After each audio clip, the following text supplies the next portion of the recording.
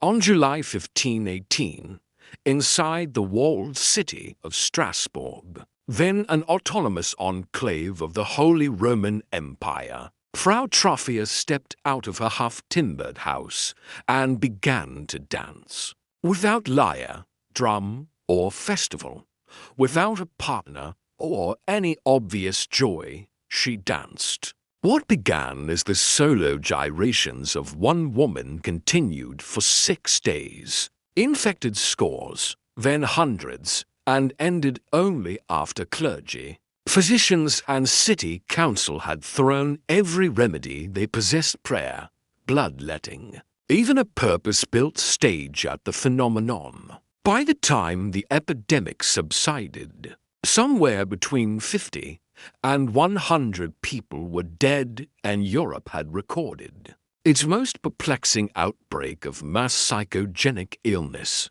the Choreomania of 1518, popularly remembered as the dancing plague. So how did this happen? Well, there are many theories. The first two astrological or supernatural, and medical or humoral. The first blames a planetary curse on the conjunction of Mars and Saturn, which according to widespread almanacs portended pestilence and mania. And local clergy preached that God was punishing the sin of carnival excess. The medical theory was more practical, blaming overheated blood which produced a flux of melancholy to the legs. Hence, the only remedy was to encourage perspiration and continuous motion.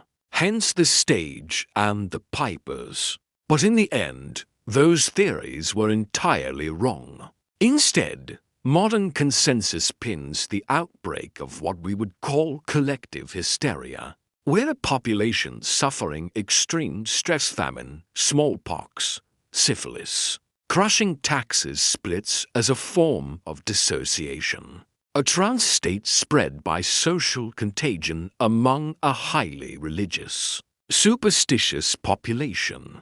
In other words, today we might say that it was just a bunch of stressed-out medieval peeps losing their minds. But what did the authorities do? Well, government response was slow and schizophrenic, zigzagging from confusion to panic to lethal complacency. Days 1 to 6, ignore.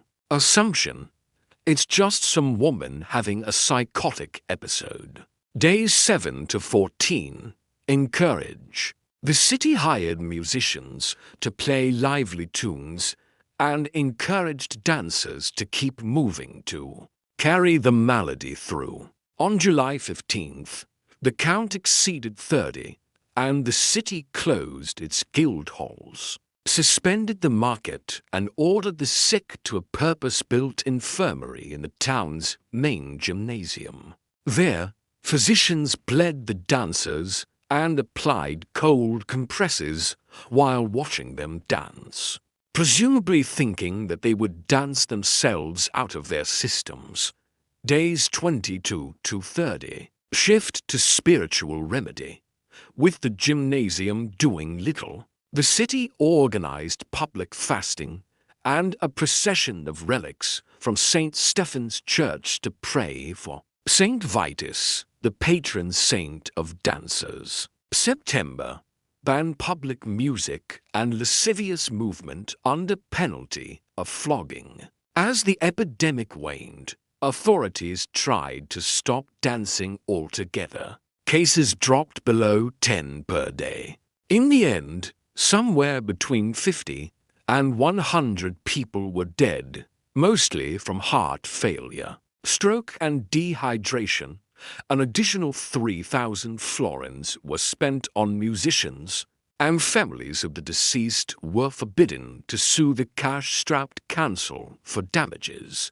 Instead, they received a one-time alms of 5 florins each, and to prevent another outbreak, the council instituted an annual day of repentance on September, which was abolished in 1640. In fact, outbreaks like this happened again and again.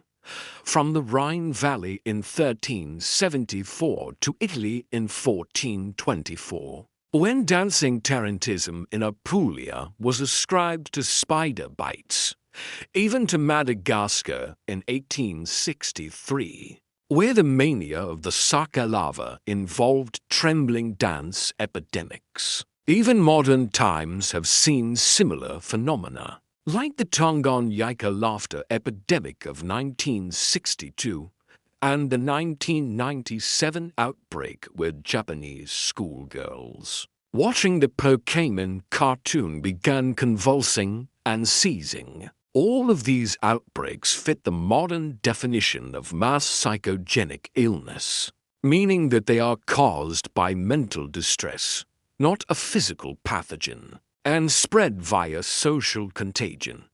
In the end, the neurologists who study such things today classify the 1518 outbreak as mass motor hysteria, a motor variant of conversion disorder. 3 key ingredients were present in Strasbourg: pre-existing hardship, famine, disease, a strong belief system, the idea that Saint Vitus could curse you with dance, and an index case, Frau Trophia, whose strange behavior acted as a behavioral cue.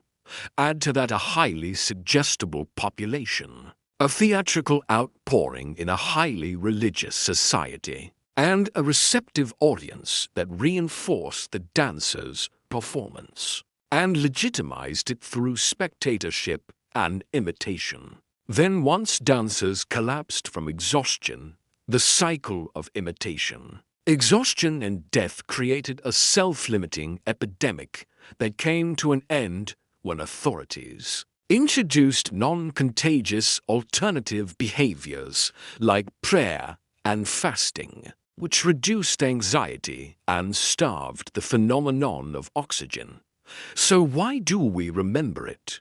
Well, because Strasbourg's 16th century dance meme has endured in popular culture, inspiring everything from industrial bands to J-pop groups, dance films, and Assassin's Creed side quests. Today, tourists still flock to the site of the outbreak in Strasbourg, France, to snap pictures of their own feet on a brass inlay reading, Ichi Danza La Peste di 1518.